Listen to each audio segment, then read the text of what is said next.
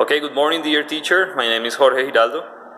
Right now I'm going to have an interview with one of the teachers who works for SENA in Ibagué, Tolima. He has been teaching English for more than 6 or 5 years, so he knows what he does. Okay, so I'm going to start.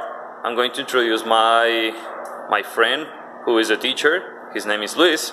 So Luis, can you please say hello? Hello everybody, my name is Luis Fernando. I've been teaching here at SENA since 2012 and well, I am very glad to be of your help. Okay, thank you. So question number 1 is, what do you think about culture? Well, I think it's very important, it's the element that makes everybody in a specific society behave in a certain way, and also to have ideas according to something because of their identity.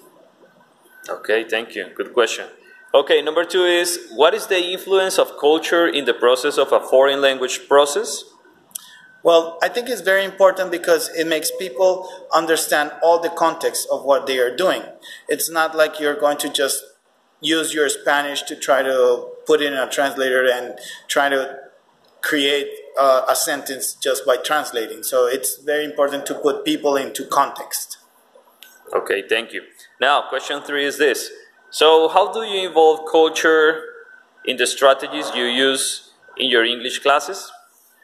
Well, I make it a very big part of my classes because this helps the students to kind of like get a bigger idea of just what they're doing. If you just do like specific tasks, they will not be able to understand.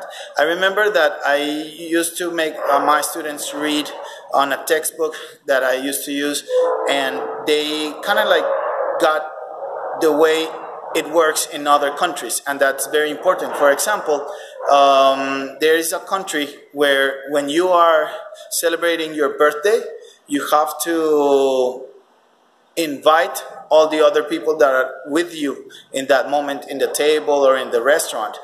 And here in Colombia, for example, it's completely different. Okay, thank you. Now, question number 4 is this. So, what do you consider are the most important elements to success in the second language learning? Well, first of all is to make it part of your routine, be able to practice it a lot. When we just give readings or things to do at home, we forget the part where they can practice with another person, and they become like more familiar with all the things that they have learned during their different days of class. So I think this is very important, to have the possibility to practice. And the best way is to interact is by speaking, which is also one of the abilities. It usually comes very hard for most of the people that are learning a foreign language. So I think it's a very, very good idea for them to practice and be able to communicate with other people. Okay, so finally we have 2 questions. Number 1 is, so what do you think about music? Is it a good strategy to learn English? Well, I believe that it's part of a bigger idea.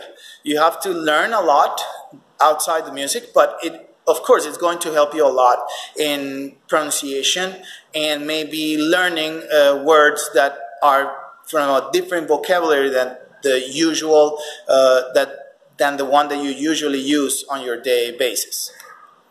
Okay, and finally, what do you think about virtual courses? In English, of course. Are they good? Yes, I think they have good material. I think they have a lot of information. We need to improve is more the discipline of the student. They have all the tools, and they sometimes just skim the information instead of going really deep under all the things that they can learn on a virtual course.